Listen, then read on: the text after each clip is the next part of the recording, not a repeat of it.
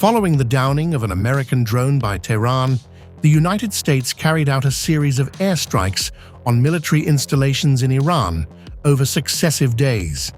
In retaliation, Iran claimed to have launched missiles at U.S. troops stationed in Kuwait and Bahrain, although the United States reported that these projectiles were intercepted and destroyed.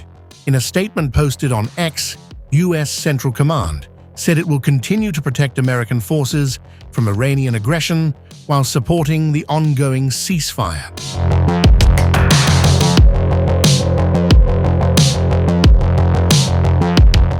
Ceasefires have been proclaimed, frequently accompanied by much celebration, across Gaza, Lebanon, and Iran. Yet, the question remains: why does the violence persist? Although the conflicting parties have not formally abandoned the ceasefires, the significance of the term is swiftly diminishing. Here's all you need to know.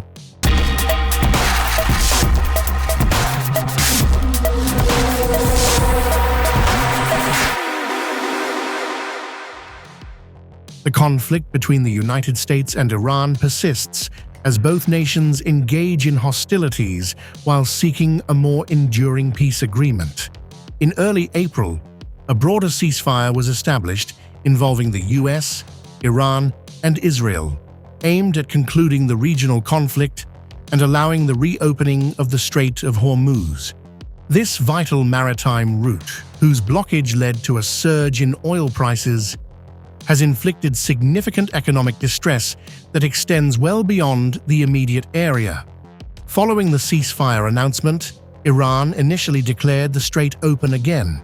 However, it subsequently decided to close it once more, due to the naval blockade imposed by the US.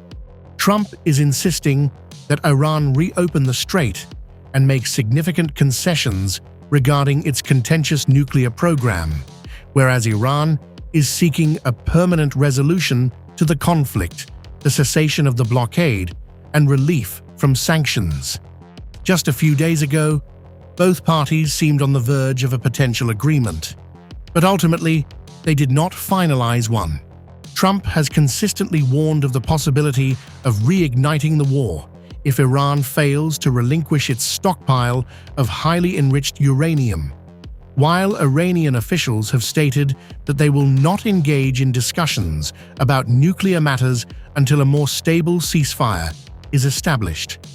The two nations have frequently exchanged fire in the strait, with the US taking actions to neutralize what it deems threats to commercial shipping and its military personnel, while Iran has responded with missile and drone assaults on Gulf states that host American troops. The ceasefire established in Lebanon in April has had minimal influence on the ongoing conflict between Israel and Hezbollah, which is backed by Iran. This is especially evident in southern Lebanon, where both sides have persistently exchanged gunfire as Israel intensifies its control over Lebanese lands. Recently, Israeli forces hoisted their flag at Beaufort Castle, signifying their most profound incursion into southern Lebanon since the conclusion of their occupation from 1982 to 2000. In retaliation, Hezbollah launched even more aggressive rocket strikes against northern Israel. Following a previous ceasefire in 2024, Israel continued its military operations. Hezbollah refrained from retaliating until the US and Israel initiated an attack on Iran on February 28th, which ignited the broader conflict. Hezbollah has not formally accepted the ceasefire proposed in April. However, it indicated that it would comply if Israel halted its military operations and pulled out of Lebanon. Israel maintains that it will persist in its military efforts until the risk of rocket and drone assaults on its northern regions is eradicated, whether through its own initiatives or by the Lebanese government disarming Hezbollah. This prospect seems increasingly remote, as hostilities have intensified, even in the midst of ongoing negotiations between Israel and Lebanon. In the meantime, Iran has called for a ceasefire in Lebanon as a condition for any peace agreement with the United States. Trump highlighted the October ceasefire in Gaza as a significant achievement in foreign policy that could pave the way for peace in the Middle East. However, although it marked the end of 2 years of intense conflict and facilitated the release of all hostages captured during Hamas's assault on October 7, 2023, there has been no further advancement. Hamas has not yet disarmed, and instead of retreating, Israeli forces have continued to push forward. An international stabilization force has still not been established. A new Palestinian administration remains uncertain, and the reconstruction of the severely damaged region has not commenced. Countless Palestinians continue to live in dire conditions within makeshift tent camps, surrounded by the foul smell of sewage and infested with rodents, all while living in constant fear of Israeli airstrikes.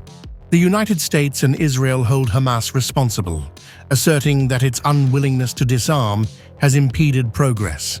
In response, Hamas claims that Israel has consistently breached the ceasefire, conducting regular attacks that, according to local health authorities, have resulted in the deaths of no fewer than 932 Palestinians, among them women and children, since the ceasefire was implemented.